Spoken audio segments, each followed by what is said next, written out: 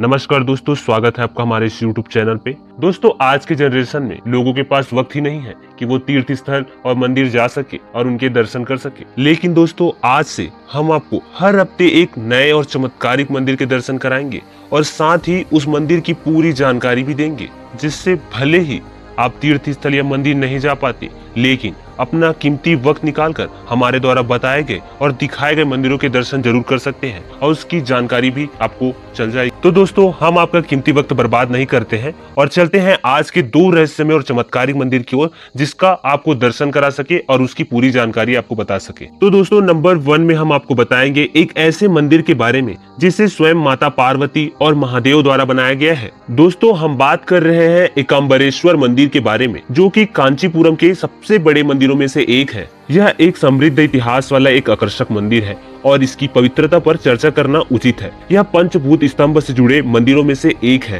पंचभूत स्थलम भगवान शिव को समर्पित है, जो 5 मंदिरों का गठन करता है और ये 5 मंदिर प्रमुख मौलिक अर्थ रखते हैं। प्रकृति के 5 तत्वों की अभिव्यक्ति होने के नाते पृथ्वी, जल, अग्नि, वायु और अंतरिक्ष जीवन के मूल अर्थ का प्रतिनिधित्व करते हुए 5 तत्व जिनसे हर जीवन बना है। दोस्तों, हम आपको इस तत्वों के बारे में इसलिए बता रहे हैं क्योंकि यह मंदिर पृथ्वी तत्व का प्रतिनिधित्व करने वाले मंदिरों में से एक है। इसे एकाम्बर नाथर मंदिर के नाम से भी जाना जाता है और भगवान शिव की पूजा और प्रतिनिधित्व एकाम्बरेश्वर या एकाम्बर नाथर नामक शिवलिंग द्वारा किया जाता है। वहाँ देवी पार्वती उनकी पत्नी इलावर कुझाली के रूप में पूजनीय है। एकाम्बरेश्वर भारत के 7 सबसे महत्वपूर्ण तीर्थ स्थलों में से एक है और कई पर्यटकों को आकर्षित करता है। यह कांचीपुरम के सबसे बड़े मंदिरों में से एक है और मंदिर परिसर 40 एकड़ में फैला हुआ है। यह प्राचीन मंदिर कम से कम 600 ईस्वी से अस्तित्व में है।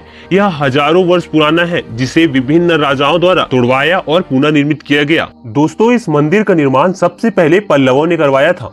उस टाइम कच्छयपर एक कवि और वेदांती थे। उन्होंने उस मंदिर में पुजारी के रूप में कार्य किया, जिसे चोल राजाओं ने तोड़ दिया था और फिर से बनवाया था। बाद में 15वीं शताब्दी में विजयनगर युग के बाद विजयनगर राजा कृष्णदेव राय द्वारा मंदिर में कई महत्वपूर्ण संरचनात्मक योगदान दिए गए। इस प्राचीन मंदिर के साथ कई वास्तुशिल्प चमत्कार जुड़े हुए थे, जैसे कि 1000 स्तंभों वाला हॉल, जिसे विजयनगर काल के दौरान बनाया गया था। वहाँ 4 प्रवेश द्वार टावरों को गोपुरम कहा जाता है। सबसे बड़ा दक्षिणी टावर, जिसकी 11 मंजिलें हैं और ऊंचाई 192 फीट है, जो इसे भारत के सबसे ऊंचे मंदिर टावरों में से एक बनाता है। यह खूबसूरत ऐतिहासिक मंदिर पर्यटकों के लिए सबसे प्रमुख आकर्षणों में से एक है। दोस्तों, इस मंदिर के बारे में एक बहुत ही रोचक कहानी है। देवी पार्वती वेगवती नदी के पास मंदिर के प्राचीन आम के पेड़ के नीचे भगवान शिव को जीतने के लिए घोर तपस्या कर रही थी। भगवान शिव उसकी भक्ति की परीक्षा लेना चाहते थे, इसलिए उन्होंने उस आम के पेड़ को आग लगा दी। फिर मदद मांगने के लिए देवी पार्वती अपने भाई भगवान विष्णु से प्रार्थना करने लगी। पार्वती को बचाने के लिए विष्णु ने भगवान शिव के सिर से चंद्रमा लिया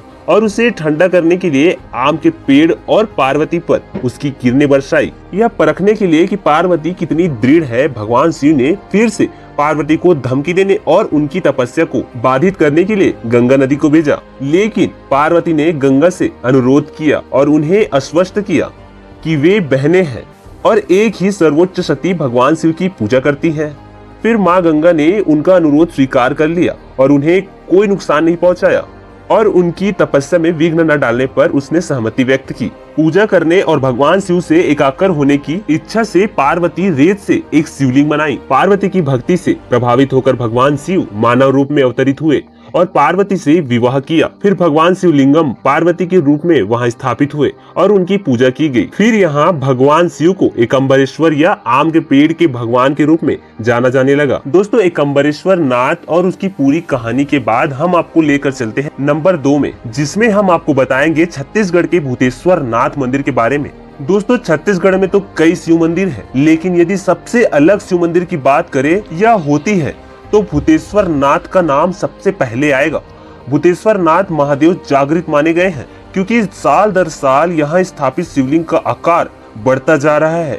मौजूदा समय में भूतेश्वर नाथ का आकार 80 फीट तक पहुँच चुका है। यही वजह है कि इस शिवलिंग के दर्शन के लिए देश के साथ साथ विदेशी नागरिक भी छत्तीसगढ़ के गरिया बांध पहुंचते हैं, जहां ये भूतेश्वर नाथ मंदिर स्थापित है। सावन के पहले सोमवार पर प्राकृतिक शिवलिंग भूतेश्वर नाथ के दर्शन करने के लिए हजारों की भीड़ उमड़ पड़ती है। सुबह 5 बजे से ही मंदिर में भक्तों का तांता लगने लगता है। इस मंदिर में आने वाले भक्तों के लिए इस साल समिति ने कई तरह की व्यवस्थाएं की है, ताकि लोगों को परेशानी ना हो सके। ऐसी मान्यता है कि यहाँ शिवलिंग साल 10 साल बढ़ते जा रहा है। हर साल महाशिवरात्रि पर जब नाप किया जाता है तो शिवलिंग आधा इंच बड़ा हुआ मिलता है। इस शिवलिंग को स्वयंभू शिवलिंग भी कहा जाता है। मान्यता अनुसार यहाँ धरती से स्वयं प्रकट हुआ है।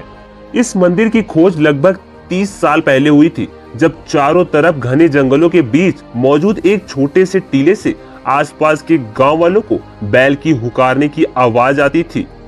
लेकिन जब ग्रामीण नजदीक जाते तो उन्हें कोई जानवर नहीं दिखता। फिर धीरे धीरे ग्रामीणों की आस्था टीले के प्रति जागृत हुई। सभी लोगों ने टीले को शिव का रूप मानकर पूजा करना शुरू किया। आज वही छोटा सा टीला एक विशाल शिवलिंग का आकार ले चुका है। 80 फीट ऊंचा और 290 फीट गोलाई लिए हुए यह विश्व का विशालतम प्राकृतिक शिवलिंग भूतेश्वर नाथ है। 1959 में प्रकाशित कल्याण पुस्तिका में भी इसका उल्लेख है। बताया जाता है कि शिवलिंग जब 3 फीट का था तब से इसका पूजा पाठ शुरू हुआ। कई बार शिवलिंग के आकार को नापा जा चुका है। हर बार इसका आकार पिछले बार के मुकाबले ज्यादा होता है। दोस्तों, ये थी हमारी आज की 2 रहस्यमय और चमत्कारिक मंदिर की जानकारी। और ऐसे ही रहस्यमय और चमत्कारिक मंदिर जानने के लिए हमारे इस चैनल को लाइक एंड सब्सक्राइब जरूर करें, ताकि आपको रोज रोज ऐसे ही मंदिरों के बारे में जानकारी मिलती रहे।